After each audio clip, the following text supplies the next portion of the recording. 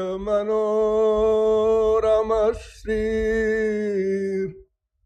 मातुः स्तनन्यस्तमुखारविन्दः सञ्चालयन् पादसरोरुहाग्रं कृष्णः कदा यास्यति दृक्पथं मे।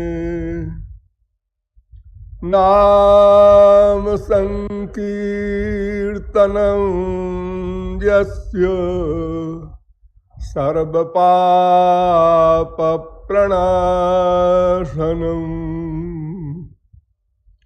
प्रणामो दुःखशमनः तं नमामि हरिं परम। प्रिय आत्माओं, थोड़ी देर हरिनाम संकीर्तन कर लीजिए, पश्चात अवशिष्ट विषय समझाया जाएगा। भजो गिरिधर गोविंद गोपाला।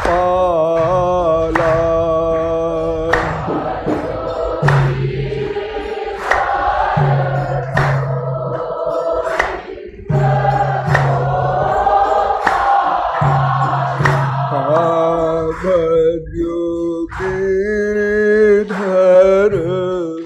गोविंद गोपाला।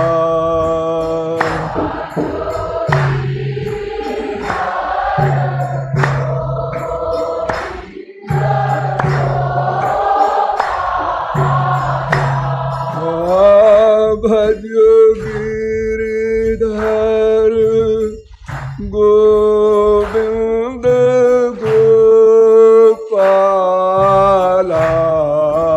भजो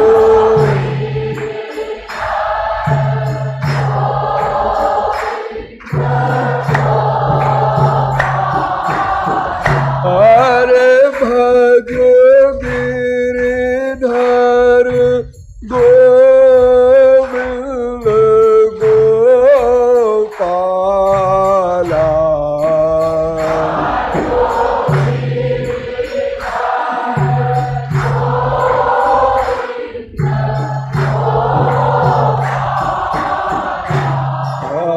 भजो गिरिधर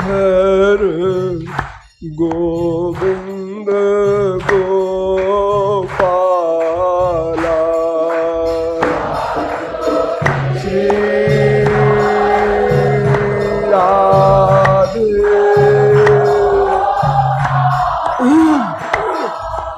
भजो गिरिधर गोविंद गोपाला।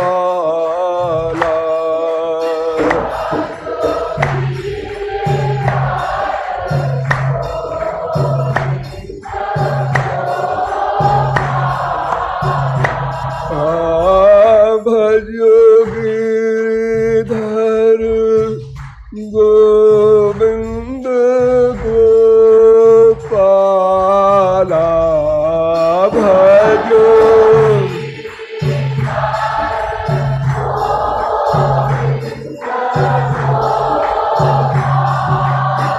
अरे भजो गिरिधर गोविंद गोपाला।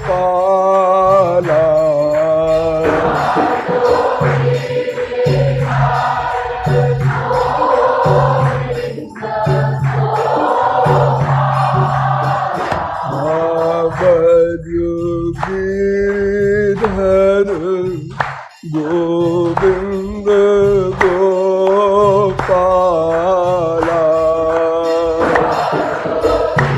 राधे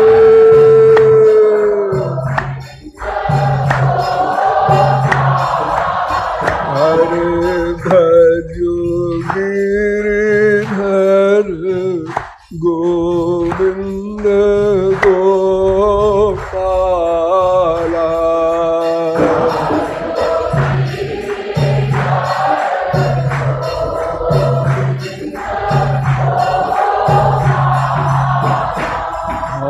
भज गिरधर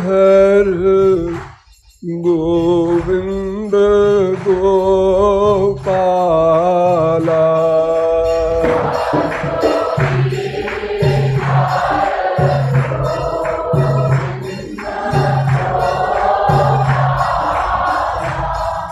बोलिए वृंदावन बिहारी लाल की।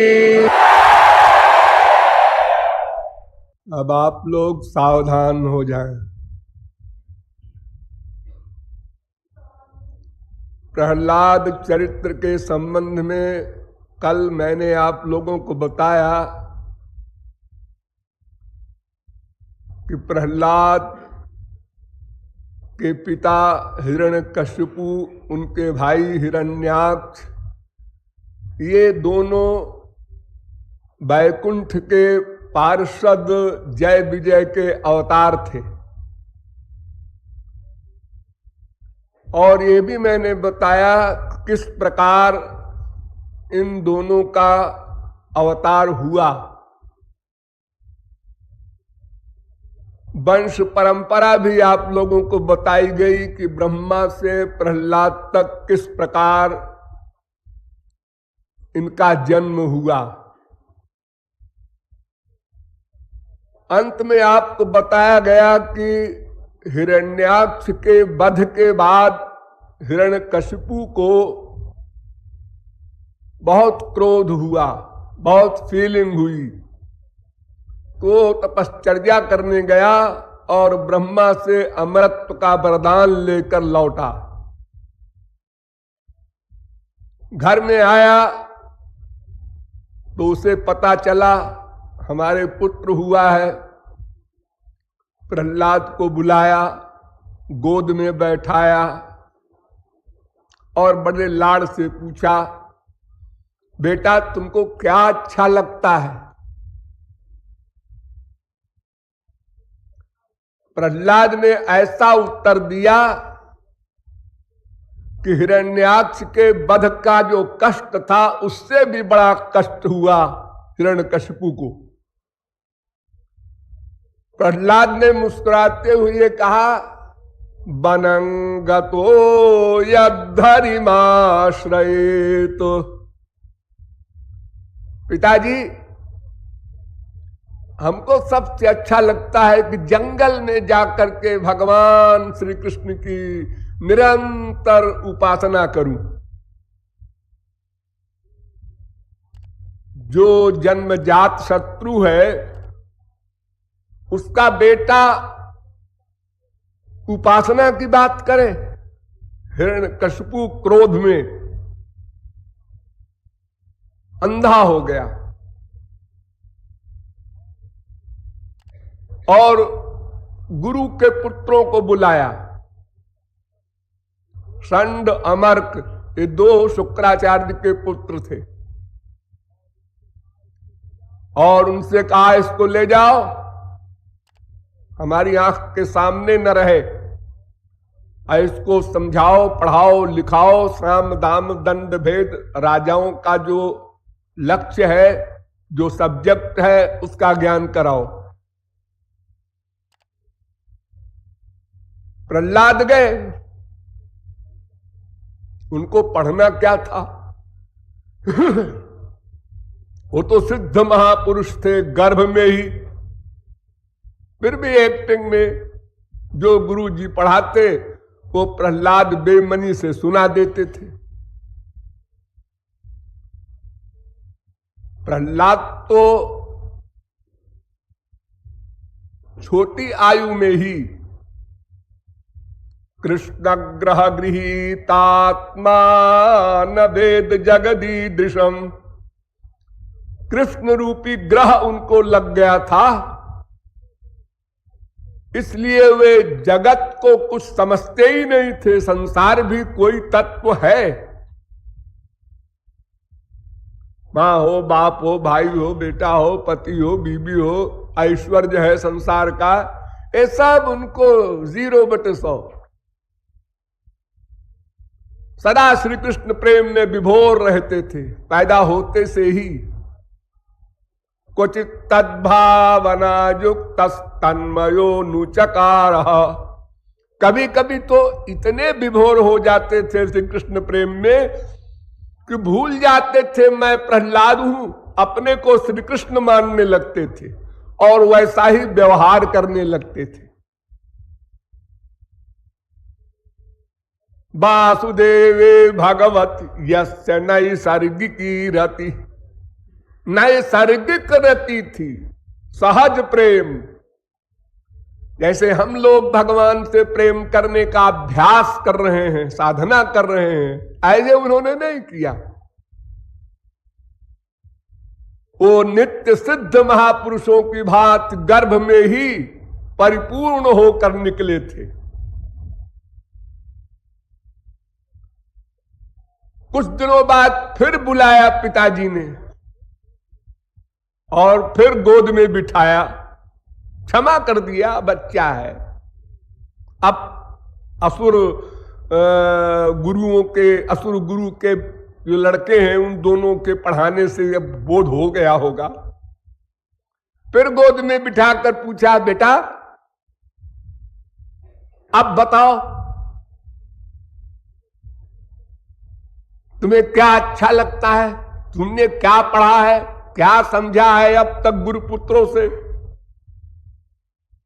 प्रहलाद ने उत्तर दिया, श्रवणम कीर्तनम विष्णोरर्चनम पाद सेवनम स्मरणम वंदनम दास्यम सख्यम आत्मनिवेदनम इति पुंसार्पिता विष्णु भक्तिश्चेत नवलक्षणा। 9 प्रकार की भक्ति गिना दिया प्रहलाद ने कि हमको ये अच्छी लगती है। अब तो आग बबूला हो गया हिरण्यकशिपु। ये प्रहलाद की बताई हुई नवधा भक्ति समस्त वैष्णवाचार्यों ने अपनाई है। निम्बारकाचार्य, रामानुजाचार्य, वल्लभाचार्य, गौरांग महाप्रभु, सभी आचार्यों ने भागवत की प्रहलाद की बताई हुई नवधा भक्ति को सब ने अपनाया है। वैसे भागवत में एकधा, द्विधा, त्रिधा, चतुर्धा, पंचधा, सोढ़ा, सप्तधा, अष्टधा, पंचविंशतिधा भक्ति तक है, यानी 25 प्रकार तक की भक्ति लिखी है, कहीं 20 प्रकार की, कहीं 10 प्रकार की, अलग अलग प्रकरण में। लेकिन प्रहलाद की बताई हुई नवधा भक्ति ही ग्राह्य हुई। तो प्रहलाद ने कहा कि महाराज भगवान को समर्पित हो जाए, श्री कृष्ण को पहले अपना सर्वस्व समर्पित कर दे, फिर उसके बाद नवधा भक्ति करे। मैंने इतना ज्ञान प्राप्त किया है। तो पिता ने प्रहलाद को उठाकर फेंक दिया क्रोध में और कहा, असुरों से, अपने सेनापतियों से किसी भी प्रकार इसको मार डालो, अब इसमें सुधार नहीं होगा। तो असुरों ने भी अपना सब प्रकार का प्रयत्न कर डाला, पहाड़ से गिराया, समुद्र में फेंका, हाथी से दबवाया, सांपों से कटाया, जहर पिलाया, जो भी प्रक्रिया मार डालने के लिए पॉसिबल थी सब किया। फिर भी प्रहलाद का बाल बांका नहीं हुआ।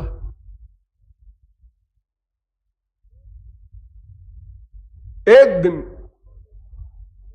गुरुपुत्रों ने कहा कि महाराज इसका तो कुछ संस्कार ही विचित्र है, कितने समझाओ कुछ सुनता ही नहीं है, मानता ही नहीं है।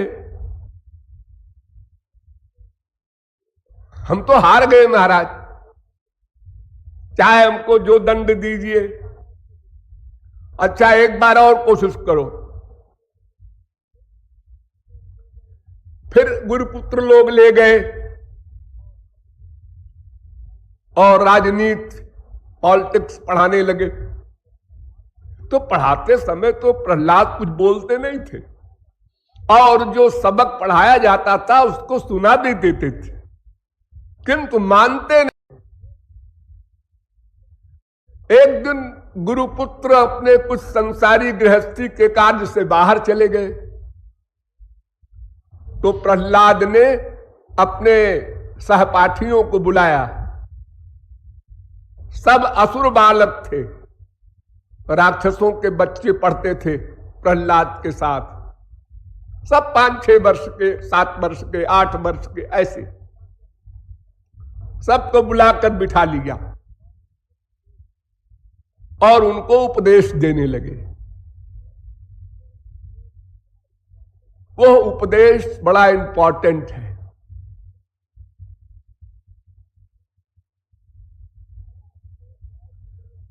पहला श्लोक है उपदेश का, कौमार आचरेत प्राज्ञो धर्मान भागवतानिह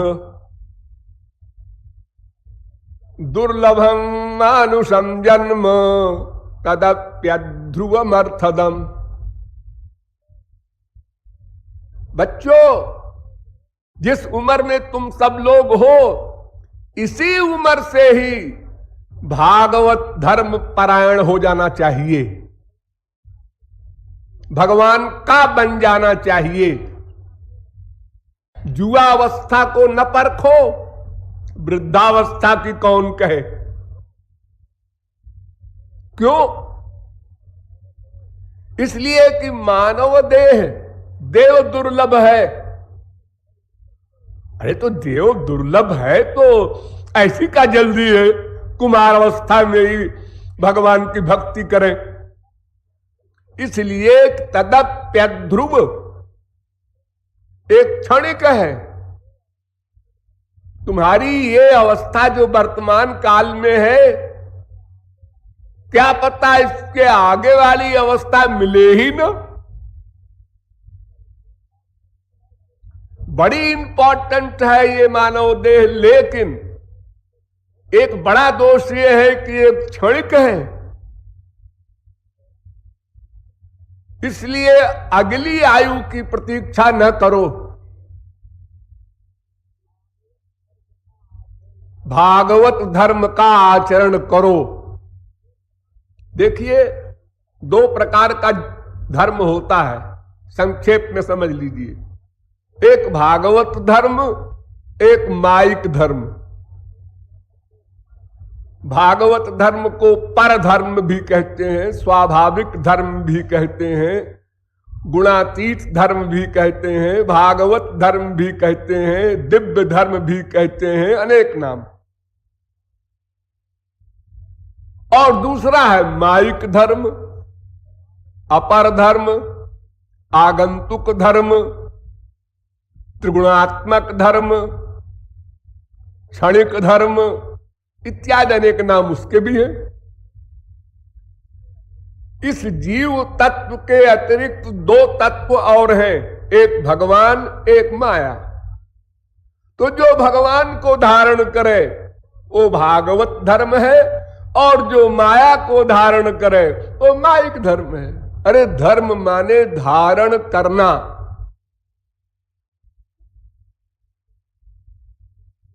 जैसे इस शरीर के लिए हम लोग अन्न धारण करते हैं, खाते हैं कि शरीर स्वस्थ रहे। कोई शरीर के समाप्त करने के लिए विष भी खाता है, हम मर जाएं आत्महत्या करने के लिए।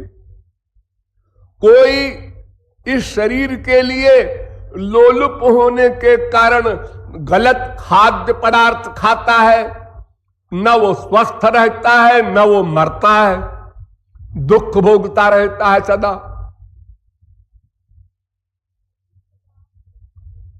तो उसी प्रकार इस अंतःकरण में धारण करने का जो सब्जेक्ट है वो 2 ही है, या तो भगवान को धारण कर सकता है कोई, या तो फिर संसार को, माया को। दोनों को धारण करना असंभव, क्योंकि दोनों विरोधी है। प्लस भगवान की शर्त है कि जब मुझको धारण करो तो केवल मुझको धारण करो। अनन्य अनन्याश्चिन्तयन्तो माम अनन्य चेता सततम मामेकं शरणं व्रज सर्वभावे न भारत तमेव मामेव। सर्वत्र भगवान की शर्त है केवल मुझको ही धारण करो, और किसी को धारण किया तो मैंने विस्तृगोल किया। बड़ी ईर्ष्या है भगवान को हम लोगों से। अरे हमारे मां भी है, बाप भी है, फिजिकल तमाम संसार के लोग हैं। देखो हम संसार में मां को भी धारण किए हैं, अपने अंतःकरण में स्त्री को भी धारण किए हैं, उसी मन में बहन को भी धारण किए हैं, उसी मन में बेटी बेटे को भी धारण किए हैं। लेकिन कोई इतराज नहीं करता। किसी की मां ने नहीं कहा बेटा तू बाप से भी प्यार करता है, तो मैं नहीं बोलूंगी तुझसे। तू बहन से भी प्यार करता है, ऐसा कोई इतराज नहीं करता। और भगवान को बड़ी ईर्ष्या है। वो कहते हैं भाई देखो 0.1% भी मेरे सिवा और कोई ना आने पाए। भगवान कहते हैं नहीं नहीं, जैसे संसार वालों के एतराज नहीं है ऐसे हमको भी एतराज नहीं है। कैसे? मेरे परिवार को धारण करो। जो मेरा परिवार है, मेरे जो संत जन है, उनको धारण करो, वही फल मिलेगा जो मुझको धारण करने में मिलता है।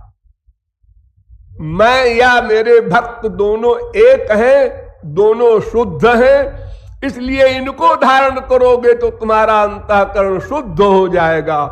इनके अतिरिक्त मनुष्य, देवता, राक्षस, इन तीनों में किसी को भी धारण करोगे तो अंतःकरण और अशुद्ध हो जाएगा, क्योंकि ये माइक है। सीधी सी बात है। तो धर्मान भागवतान इह आचरित। कुमार अवस्था में ही भाइयों भगवान को धारण करो, भागवत धर्म का आचरण करो,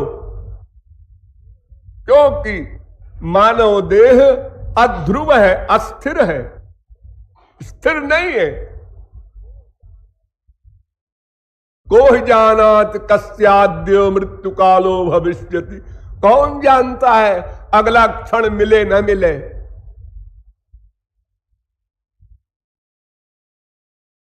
उत्तिष्ठध्वम जागृयध्वम। देर न करो, उठो, जागो, चलो। सफर लंबा है, समय का पता नहीं।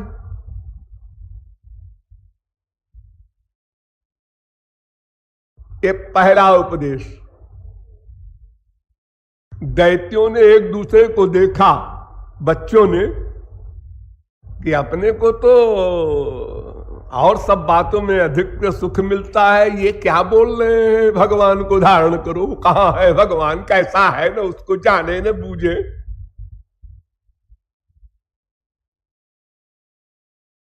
उससे हमारा रिश्ता क्या है? यदेश सर्वभूतानां प्रिय आत्मेश्वर सुहृत। दूसरा लेक्चर। रीजन बता रहे हैं क्यों भगवान को धारण करो, कि यदेश सर्वभूतानां प्रिय आत्मेश्वर सुहृत। मैं के श्लोक के हजारों वर्ष व्याख्या कर सकता हूं, इतने इंपॉर्टेंट श्लोक है, किंतु यहां समय नहीं है। संक्षेप में ही आप लोग समझिए, और बहुत बार समझा चुका हूं डिटेल में। ये जो भगवान है, ये सर्वभूतानाम, समस्त प्राणियों के, आत्माओं के प्रियतम है, आत्मा है, स्वामी है, हितैषी है। इतने रीजन हैं। प्रियतम है, आत्मा है, स्वामी है और हितैषी है। वो हमारे प्रियतम कैसे हैं, हमारी आत्मा कैसे हैं, हमारे शासक कैसे हैं, हमारे हितैषी कैसे हैं, एक एक प्रश्न के उत्तर बड़े लंबे चौड़े हैं।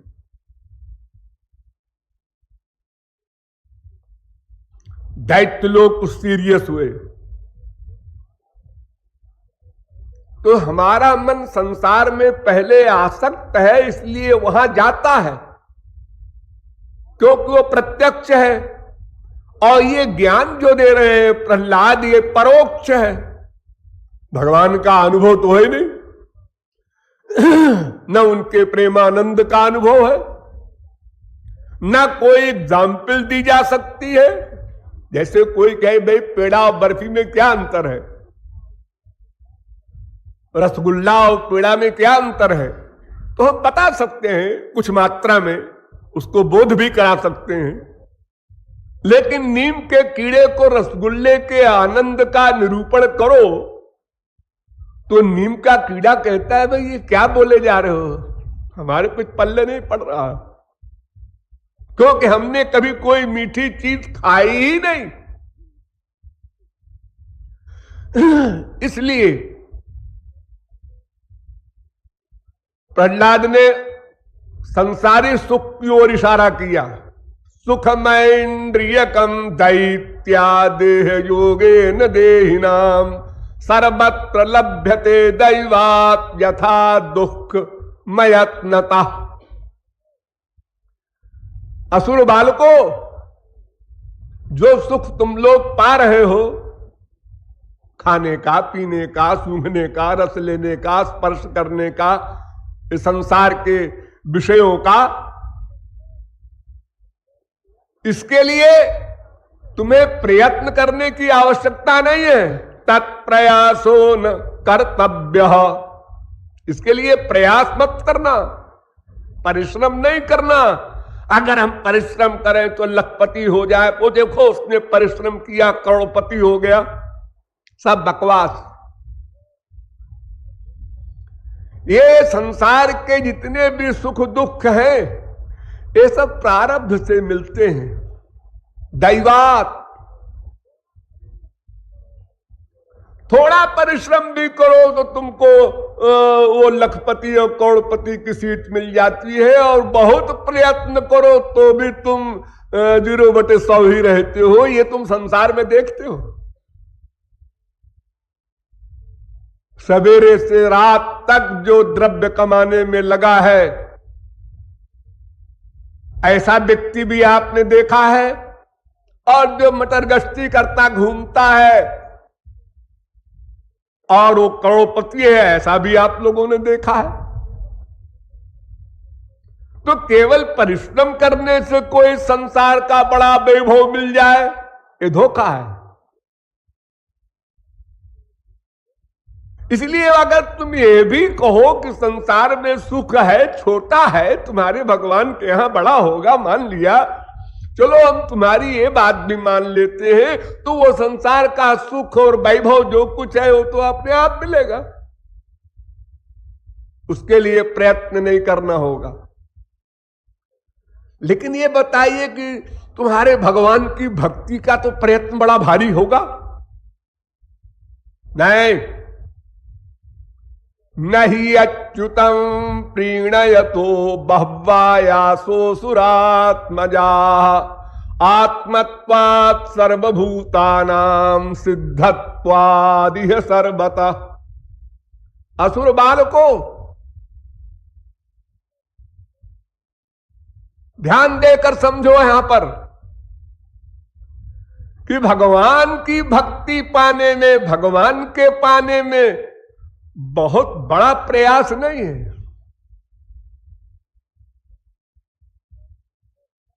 क्यों? इसलिए कि वो हमारी आत्मा है, हमारा तो उस पर नेचुरल अधिकार है, और फिर वो कृपालु वगैरह तमाम अलौकिक गुणों से युक्त है, वो तो अपनाने को तैयार बैठा है। फिर उसकी भक्ति में कोई शर्त भी नहीं है। ब्राह्मण हो, क्षत्रिय हो, वैश्य हो, शूद्र हो, विद्वान हो कि मूर्ख हो, रूपवान हो कि कुरूप हो, गुणवान हो कि निर्गुण हो, धनवान हो कि निर्धन हो, कोई शर्त नहीं है। इसलिए कोई आयास नहीं, परिश्रम नहीं है। और सिद्धत्वादि है सर्वतः सब जगह प्राप्त है, ये और सुविधा है। हम संसार में किसी व्यक्ति से मिलना चाहते हैं, उसका प्यार पाना चाहते हैं, बाप हो, माँ हो, बीबी हो, बेटा हो, वो इंग्लैंड में रहता है, वहां जाओ तो प्यार वार मिलेगा उसका। लेकिन भगवान के विषय में ऐसा नहीं है। न भगवान के मंदिर में जाना है, न कहीं प्रयास करना, न बैठे हो जैसे बैठे हो, नहा धो के नहीं, कुछ नहीं।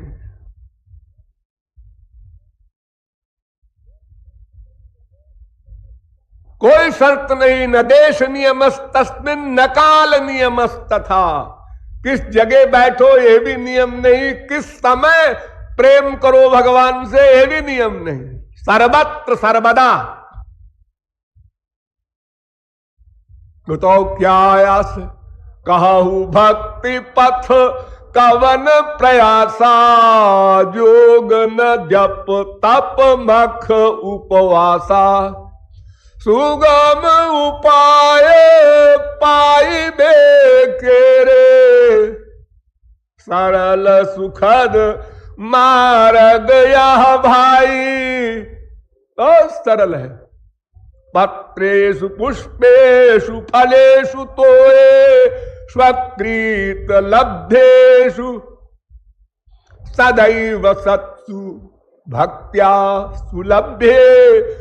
पुरुषे पुराणे मुक्तौ किमर्थं क्रियते प्रयत्न। वेद व्यास कहते हैं, अरे वो तो पत्र पुष्प फल जो भी दे दो और कुछ ना दो, केवल मन दे दो। पत्रम पुष्पम फलम तोयम जो मे भक्त्या प्रयच्छति। तुलसी दल मात्रेण जलस्त चुलुकेन च। भक्ति में कोई प्रयास नहीं, कोई बुद्धि लगाने की आवश्यकता नहीं।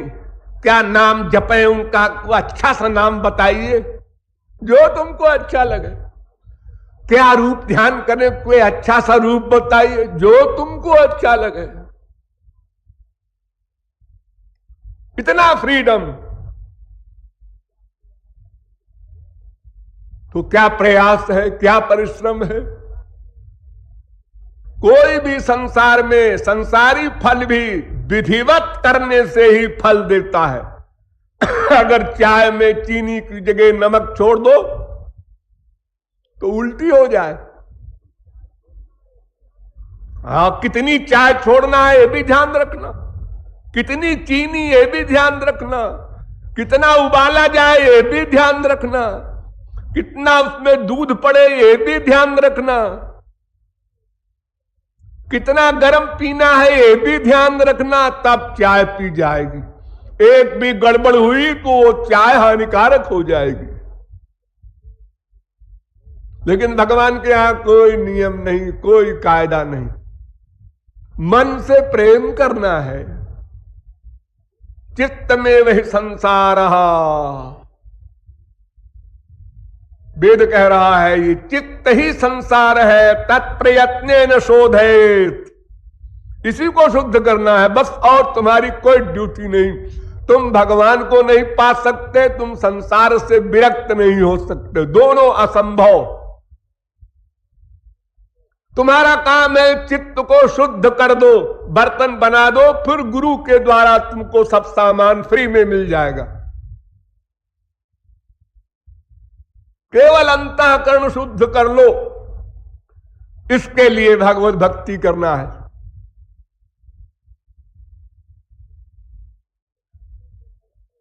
तो प्रहलाद असुर बालकों से कहते हैं, देखो वो सब जगह है और सबकी आत्मा है और कोई देश काल किसी का नियम नहीं है उसकी भक्ति में, इसलिए कोई प्रयास नहीं है। केवलानुभवानंद स्वरूप परमेश्वर, वो परमेश्वर अनुभव स्वरूप है, आनंद स्वरूप है। उसमें आनंद के सिवा कुछ है ही नहीं है। आनंद का ही उसका शरीर बनता है। आनंद मात्र कर पाद मुखोदरादि, उसका हाथ पैर जो कुछ है सब आनंद का बना है, दिव्यानंद का, अलौकिक, अनिर्वचनीय, अपरमेय, अपौरुषेय परमानंद का। ये शब्द बोल रहा हूं, वो क्या होता है आनंद, ये तो जब मिलेगा तब पता चलेगा। अभी समझ लीजिए ऐसे ही असुर बालकों ने कहा कि भैया तुम तो हमेशा राजभवन में बंदी रहे, ये इतना बड़ा ज्ञान तुम्हें कैसे मिल गया? तुम्हारी बातें बैठ तो रही हैं, लेकिन ये तो बताओ ये ज्ञान तुमको मिला कैसे? प्रहलाद ने कहा अरे बहुत सा ज्ञान हमको मिला है, वो मां के पेट में मिला है। प्रहलाद की मां मैंने बताया था ना, कयाधु नाम है। तो जब इंद्र कयाधु को बांध के ले जा रहा था और नारद जी ने छुड़ाया और अपने आश्रम में रख लिया, तो वहीं पर नारद जी ने कयाधु को जो जो उपदेश दिया भक्ति का, वो सब प्रहलाद ने याद कर लिया। कयाधु तो भूल गई, आसुरी प्रकृति की थी, तो ज्ञान तो या तो पात्र हो तब रुकता है, और या तो फिर बार बार रिवीजन करे। आप लोग जब सुनते हैं तो समझते हैं कि हम समझ गए, बिल्कुल समझ गए 100%। फिर चिंतन नहीं करते, निकल गए, भूल गए, फिर वही प्रश्न करने आते हो। तो इतनी बड़ी ऊंची अवस्था तो है नहीं आपके बर्तन की कि हम जो बोल रहे हैं वो बैठ गया, अब निकलेगा नहीं। ऐसा बर्तन तो प्रहलाद का था। बाकी जो बर्तन है वो गड़बड़ ज्यादा है, ठीक कम है, तो गड़बड़ी के लिमिट के अनुसार उसमें सामान किसी में 1 दिन टिका, किसी में 2 दिन, किसी में 4 दिन, किसी में 10 दिन, किसी में 1 महीना, किसी में 2 महीना, फिर वो निकल गया सब ज्ञान। तत्व का विस्मरण हो गया, और जब विस्मरण हो गया तो जीव पहले वाली अवस्था पर पहुंच गया। गृहस्थ में यही होता है, तो गंदा वातावरण मिलता है, लोहा होता है, लोहा इसको आग में डाल दीजिए, लाल हो गया, उसको पकड़िए, हाथ जल गया। अजी ये तो लोहा था, हाँ इसमें आग आ गई है, इसलिए आग का धर्म हो गया लोहे में। आग से निकाल दो लोहे को, 1 घंटे बाद फिर उठा लो, अब तो नहीं जल रहा है। हाँ, जब तक आग में था तब तक आग का प्रभाव था, अब आग से बाहर आ गया लोहा, धीरे धीरे वो टेम्परेचर डाउन होकर के नॉर्मल रह गया। ऐसे ही हम लोग जब तक सत्संग करते हैं, किसी महापुरुष के संपर्क में रहते हैं, हमारा मन बढ़िया रहता है, हम समझते हैं हाँ ठीक हो गया मन। और जब संसार में जाकर गंदे वातावरण में अनेक प्रकार की माइक विषयों को ग्रहण करते हैं, सुनते हैं, सूंघते हैं, रस लेते हैं, स्पर्श करते हैं, तो धीरे धीरे वो टेम्परेचर डाउन हो जाता है, वो ज्ञान विलुप्त हो जाता है। और सुनोगे? असुर बालकों ने कहा हाँ, और सुनाओ भैया। देखो, सबसे पहला ज्ञान दिया नारद जी ने हमारी मां को कि आत्मा नित्योऽव्यय शुद्ध एक क्षेत्रज्ञ आश्रय अविक्रियास्पदीर्घेतुर व्यापको संज्ञानावृता। आत्मा के 12 गुण होते हैं। पहले आत्मा को समझो, यानी तुम अपने आप को समझो। अगर अपने आप को समझ लोगे तो भगवान को समझने में आसानी रहेगी, क्योंकि फिर रिश्ते को समझ लोगे। जब अपने ही को नहीं समझते तो फिर अपने रिश्ते को कैसे समझोगे? यही तो बस भूल है, यही तो गड़बड़ किया जीव ने।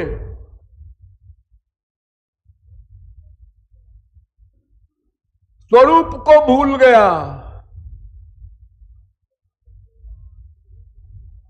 अज्ञान में वास्य ही मूल कारणम। ये देहाभिमान जो आ गया हमारे अंदर, मैं देह हूं, मैं शरीर हूं, बस सब रिश्ता भगवान वाला बिगड़ गया। जैसे एक लड़की की शादी हो गई, वो पति के घर गई तो मायके का सब रिश्ता गया।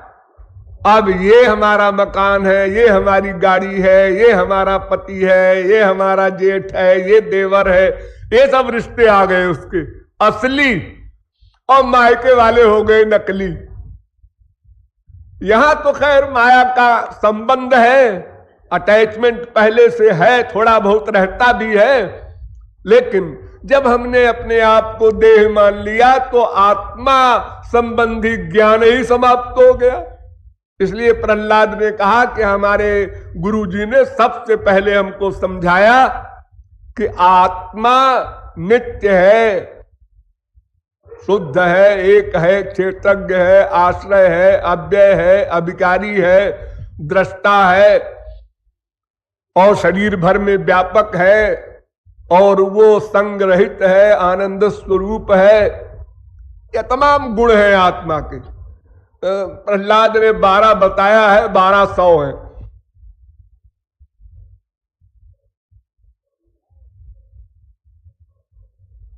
और भगवान को पाने के लिए तत्रोपाय सहस्राणामियम भगवतोदिता यदीश्वरे भगवती यथा जैरंजसारति। बस केवल भगवान की भक्ति। भगवान को पाने के लिए कर्म, ज्ञान, तपश्चर्या कुछ नहीं, और किसी साधन से भगवान नहीं मिल सकता, करे भी कोई। तपस्विनो दान परायशस्विनो मनस्विनो मंत्र विदस्तु मंगला क्षेमं न बिंदन्ति बिना यदर्पणं तस्मै सुभद्र श्रवसे नमो नमः। भागवत का चैलेंज है। कोई भी साधन करो, तपस्या करो, ज्ञान करो, कर्म करो, धर्म करो, किसी का पालन करो, लेकिन कल्याण नहीं होगा, श्रेय नहीं मिलेगा, प्रेय मिल जाएगा। 2 प्रकार का लक्ष्य है, एक श्रेय, एक प्रेय। श्रेय आददानस्य साधुर्भवति हीयतेर्थात् यौ प्रेयो वृणीते। कठोपनिषद में, वेद में कहा गया कि जो श्रेय को अपनाता है उसका कल्याण हो जाता है, जो प्रेय को अपनाता है उसका पतन हो जाता है।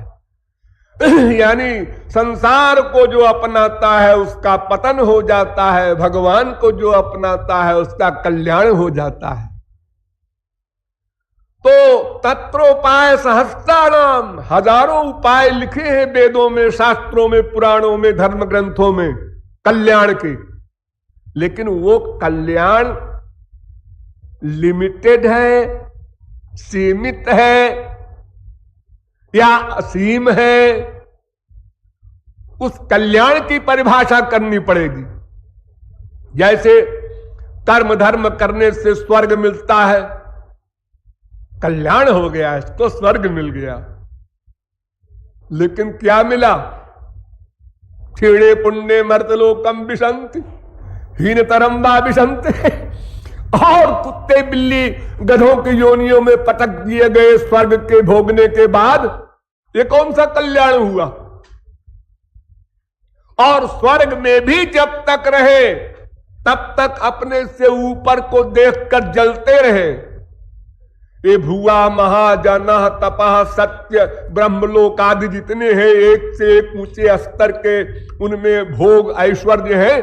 तो अपने से ऊंचे को देखकर जैसे हम मृत्युलोक में दुखी होते हैं, हमारे साइकिल है ये कार में जा रहा है, ऐसे ही वे लोग भी दुखी होते हैं, ईर्ष्या करते हैं। जैसे हमारे यहां कामनाओं का भंडार है ऐसे वहां भी है। सब बीमारियां माया संबंधी जैसे हमारे मृत्युलोक में है ऐसे ही स्वर्ग में भी है। तो क्षेम क्या हुआ, कल्याण क्या हुआ, श्रेय क्या हुआ? इसलिए प्रहलाद कहते हैं कि हजारों उपाय भले ही कहे गए हैं, लेकिन केवल भगवान में मन का लगाव करना, अनुराग करना, बस यही एकमात्र कल्याणप्रद मार्ग है। तो असुर बालकों ने कहा हाँ है तो ठीक है, लेकिन ये हो कैसे? हो कैसे? गुरु शुश्रूषया भक्त्या सर्वरब्धार्पणेन च संगेन साधु भक्तानामीश्वराराधनेन च। किसी वास्तविक महापुरुष का संग करो, उसकी शरणागति स्वीकार करो, उसकी सेवा करो, उसके सत्संग से वो भक्ति मिलेगी जिसका मैं तुमको इशारा कर रहा हूं।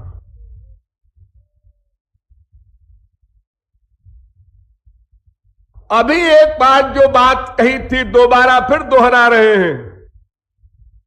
सर्वेषाम अपि भूतानां हरिरात्मेश्वर प्रिया।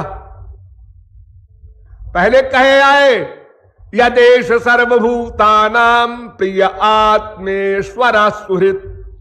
अब उसी स्थान पर फिर दोबारा कह रहे हैं कि समस्त आत्माओं की वो आत्मा है, उनका स्वामी है, उनका पालक है, उनका प्रिय है वो भगवान। इसलिए उसमें कोई परिश्रम नहीं है। कोटि प्रयासो सुरबालका हरे रूपासने स्वे हृदय छिद्रवत्सता। अभी कह चुके इसके पहले कि नहीं अच्युतम प्रीणय तो बहवायासा, कोई परिश्रम नहीं है। फिर कह रहे हैं दोबारा तो क्या प्रयास है असुर बालको? वो तो तुम्हारे भीतर ही प्राप्त है, कहीं उसको खोजना नहीं, जाना नहीं, केवल रियलाइज करना है। जैसे कोई गले में कंठी पहने हो, बिल्कुल चिपकी हुई कंठी गले में, और उसके दिमाग में आवे मेरी कंठी तो खो गई, चारों ओर ढूंढ रहा। किसी आंख वाले से भी पूछा अरे भाई तुमने हमारी कंठी कहीं देखी है? कहना आपके गले में तो है। अरे हाँ सॉरी। इस प्रकार भगवान तुम्हारे पास बैठा हुआ है, तुम भगवान के भीतर बैठे हो। या आत्मनि तिष्ठति,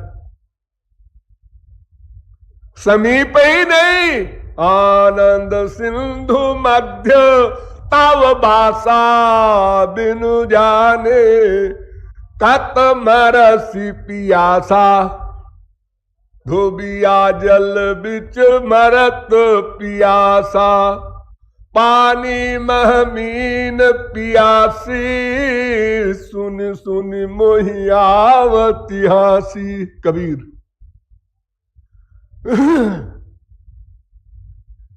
लेकिन ये याद रहे, प्रियते मलया भक्त्या हरिरन्यद विडंबनम। अंतिम निर्णय बताया प्रहलाद ने। अमलया भक्त्या प्रियते, वे भगवान निर्मल भक्ति से ही प्रसन्न होते हैं। अन्यद विडंबनम, और जो कुछ भी साधन शास्त्र वेद में लिखे हैं सब विडंबना है, अनावश्यक लेबर, क्योंकि उसका परिणाम गलत है। अब कोई ये शौक रखे हमको तो स्वर्ग ही जाना है ठीक है, जाओ, उसके लिए भी साधन है तुम्हारे लिए, लेकिन श्रेय नहीं है, वो प्रेय है।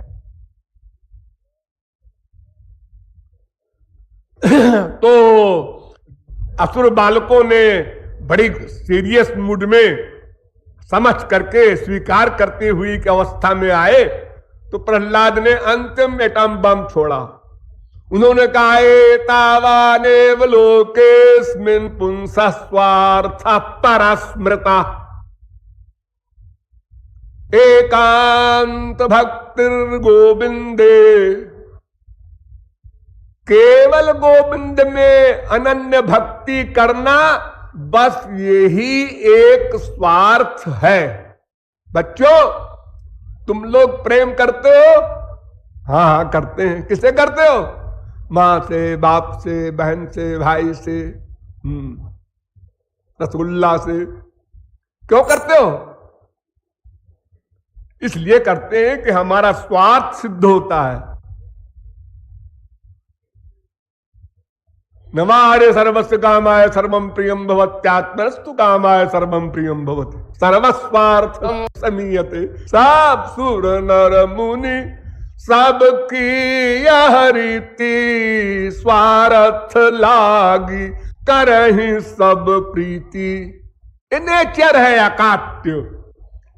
कोई भी व्यक्ति कहीं भी प्यार करेगा तो स्वार्थ हल होगा, इस विश्वास के साथ, या स्वार्थ हल हो रहा है इस अनुभव के साथ। हाँ, लेकिन स्वार्थ भी दो प्रकार का है। अपने को देह मान लिया तो देह संबंधी अर्थ को स्वार्थ मानता है, अपने को आत्मा मान लिया तो आत्मा संबंधी अर्थ को स्वार्थ मानेगा। वो सच्चा स्वार्थ है, परा स्वार्थ। प्रहलाद ने कहा ये पर स्वार्थ है। स्वार्थ साचु जीव कहा, मन क्रम बचन राम पद नेहा। तो एकांत भक्तिर गोविंदे यत् सर्वत्र तदीक्षणम। इस अंतिम वाक्य को सुनकर असुर बालकों ने 100% स्वीकार कर लिया कि प्रहलाद बिल्कुल ठीक कहते हैं।